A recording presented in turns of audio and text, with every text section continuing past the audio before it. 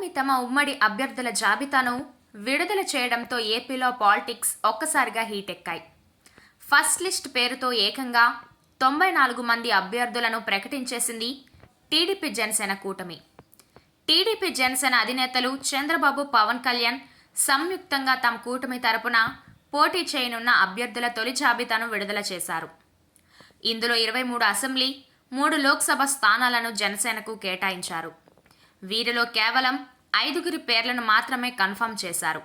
అంటే ఫస్ట్ లిస్ట్లో చాలా తక్కువ సీట్లను జనసేనకు కేటాయించారు. ఇప్పుడు ఇదే హాట్ డిస్కషన్గా మారింది. వాస్తవానికి జనసేనకు ఇంకొన్ని సీట్లు పెరిగే అవకాశం ఉంది. కానీ టీడీపీ జనసేనతో పాటు బీజేపీ కూడా జట్టు కట్టే అవకాశం కనిపిస్తోంది. పొత్తుల వ్యవహారం ఇంకా చర్చల దశలోనే ఉండటం, బీజేపీని ఒప్పించేందుకు జనసేనని ప్రయత్నించడం, కమలదళ సైతం పాజిటివ్గా రెస్పాండ్ అవుతుండడంతో జనసేన తక్కువ సీట్లతో సర్ది పెట్టుకుంటుందట. ఇదే విషయాన్ని ప్రెస్ మీట్లో పవన్ కళ్యాణ్ కూడా చెప్పుకొచ్చారు. దీని ప్రకారం టీడీపీ జనసేనతో బీజేపీ చేయి కలిపితే కొన్ని స్థానాలు బీజేపీకి కేటాయించాల్సి ఉంటుంది. అందుకే ముందుగా ఎలాంటి అభ్యంతరం లేని స్థానాల్లో అభ్యర్థులను ఖరారు చేయగా మరికొన్ని వెయిటింగ్ లిస్టులో పెట్టారు.